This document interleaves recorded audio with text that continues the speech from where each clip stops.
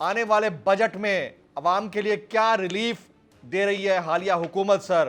ایک طرف تو ہم نے دیکھ لیا کہ ڈالر سٹیبل نہیں ہو رہا، کم ہو رہا ہے، اچھی بات ہے، اچھی خبر ہے، ساتھ ساتھ پیٹرول کو کم کر دیا گیا، پرائسز کم ہوئی ڈیزل کی بھی، لیکن اگین اب ہم کس حد تک تردد رکھیں گے آئی ایم ایف سے کہ بجٹ ایسا ہو کہ پبلک کو اس کا ریلیف ملے؟ سوال یہ شعیب شاہین صاحب آپ کی طرف آ رہا ہے، بجٹ کو چھوڑ دیں، پہلے قانونی مشگافیاں کا یہ قانونی مشگافیاں کیا ریلیف اور تکلیف لا رہی ہیں سیاستدانوں کے لیے؟ دیکھیں، میں سمجھتا ہوں کہ پی ڈی ایم کی جماعتوں نے مل کے ہماری اسٹیبلشمنٹ کے ساتھ مل کے جو پچھلے 1 سال سے رجیم چینج آپریشن کرایا، اس کے نتیجے میں جو پرابلم ہوئے ہیں، آج ملک تباہی کے دہانے پہ پہنچ گیا۔ اور آج آپ کی جی ڈی پی ایڈمٹڈلی 0.29% ہے، اور اس کے ساتھ جو ہیومن رائٹس وائلیشن ہے، جو لوگوں کے ساتھ زیادتیاں ہیں، جو لوگوں کی بے یقینی ہے، انتشار کی کیفیت ہے، آئین اور قانون کی پامالی ہو رہی ہے، یہ ساری چیزیں پبلک کے سامنے ہیں۔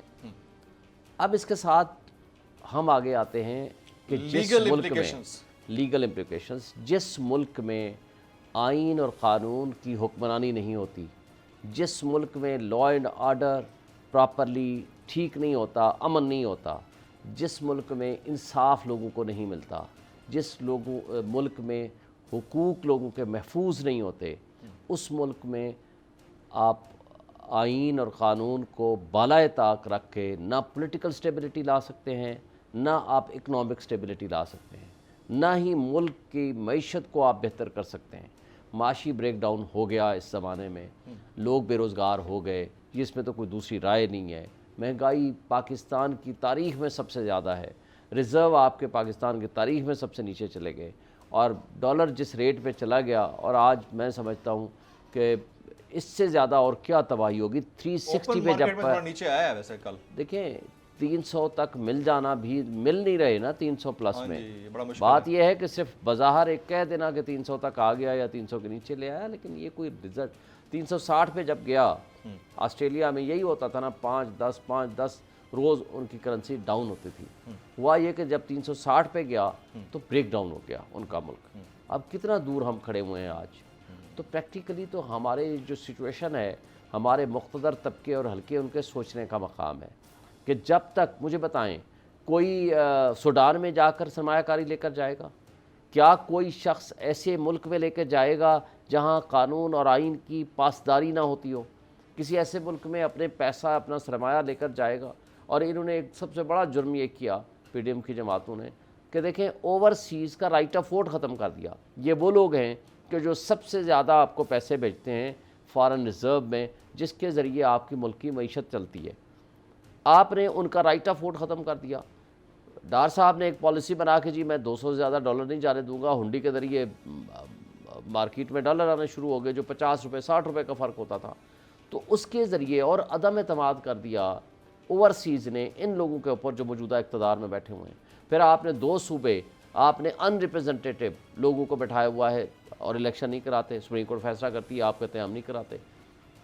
تو جو پبلک کا ٹرسٹ ہوتا ہے، ریاست اور ان کے لوگوں کے درمیان ایک ٹرسٹ کا رشتہ ہوتا ہے، محبت کا رشتہ ہوتا ہے، وہ زور زبردستی سے آپ محبت نہیں پیدا کرا سکتے۔ اسی طرح اوورسیز کا آپ ٹرسٹ آپ نے پہلے شیک کر دیا، جس کا نقصان آپ کی اکانومی کو بری طرح بھگتنا پڑ رہا ہے۔ تو میں سمجھتا ہوں کہ آج بھی یہ وقت ہے، زبردستی زور کے طریقے سے پی ٹی آئی کو ختم کرنے کی جو سازش چل رہی ہے وہ نہیں ہونی چاہیے۔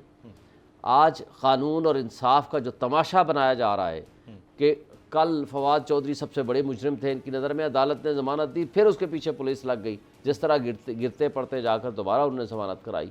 کل وہ اسٹیٹ کے سب سے بڑے مجرم تھے، آج وی آئی پی بن کے شاہ محمود قریشی صاحب سے 3 گھنٹے جا کر کے 3 گھنٹے ڈائلاگ کرتے ہیں اور اسٹیٹ ان کو فیسیلیٹیٹ کرتی ہے۔ یہ جو ریاست کا، انصاف کا، قانون کا دوہرا معیار ہم پبلک کے سامنے شو کر رہے ہیں، تو اس کا نقصان کیا ہے؟ نقصان یہ ہے کہ پبلک میں انتشار پھیلتا ہے، بے یقینی کی کیفیت ہوتی ہے، آئین اور قانون کے اوپر جو ایک یقین ہوتا ہے لوگوں کا، وہ ختم ہوتا ہے، اور ان کو یہ نہیں لگتا کہ یہ حکومتیں جو آئیں گی وہ ہمارے ہم نے بنائی ہوئی حکومتیں ہوں گی. جمہوریت کے اوپر جو یقین ایک ہوتا ہے وہ ختم ہوتا ہے, تو وہ ان کو وہ حکومت اپنی نہیں لگتی. جب وہ اپنی نہیں لگتی, ریاست اپنی نہیں لگتی, تو وہ انتشار ہماری قوم کے لیے تباہی ہے. تباہی ہے, بالکل ٹھیک. انتظار تھا نا, چلو اس بار وہ کرتے ہیں جو اس سے پہلے کیا ہی نہیں. قسمت کی آنکھوں میں آنکھیں ڈال کے جیتنا ہوگا. سب میں شیر جیسی لہر, ذرہ ذرہ بھی ہر کنٹیسٹنٹ کو لگے گا پہاڑ. لڑکھڑانا نہیں ہے, کھول دو اپنے پنکھ اگر آسمان چھونا ہے. ابے لگ رہا ہے یہ سب پہلے بھی کہیں سنا ہے. انٹرٹینمنٹ کی گارنٹی جناب, کیونکہ یہاں کھیلو گے کودو گے تو بنو گے نواب. خوش رہو پاکستان. خوش رہو پاکستان, بدھ اور جمعرات شام 7 بجے صرف بول انٹرٹینمنٹ پر. سبسکرائب کریں اور بیل دبائیں تاکہ کوئی خبر رہ نہ جائے.